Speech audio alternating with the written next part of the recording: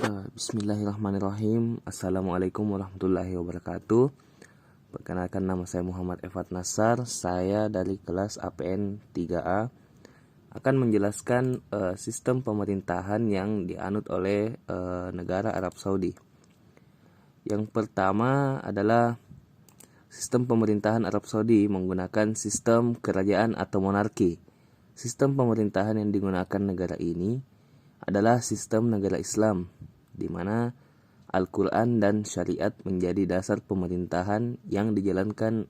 Sistem pemerintahan Arab Saudi sendiri adalah presidensil karena dipimpin oleh seorang raja.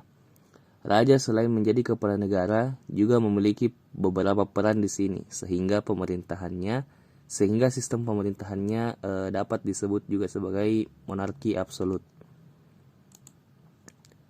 Konstitusi Arab Saudi adalah Al-Quran dan Sunnah. Hukum dasar negara adalah syariat Islam.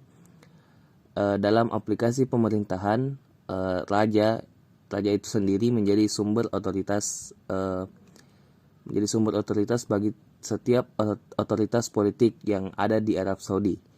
Raja juga berhak menafsirkan hukum setelah menjalani sejumlah konsultasi dan menjalin konsensus.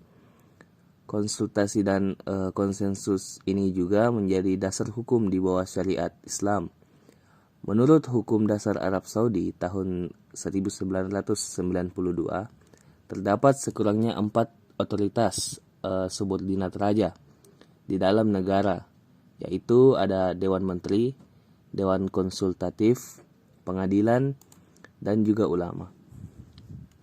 Lalu saya akan menjelaskan sedikit tentang sistem presidensil atau sistem raja, yaitu raja selain selaku kepala negara, ia juga merupakan Perdana Menteri, Panglima tertinggi Angkatan Perang, penjaga 2 tempat suci, yaitu Mekah dan Madinah, mengangkat dan memberhentikan Dewan Menteri, menafsirkan hukum.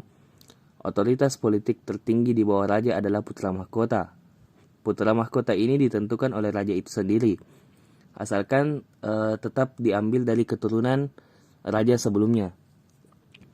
Putra mahkota bahkan dapat memerintah atas nama raja, bahkan sebelum mahkota diberikan kepadanya. Dewan Menteri bertindak selaku legislatif dan eksekutif pelaksana raja. Kedua peran ini didasarkan atas restu raja.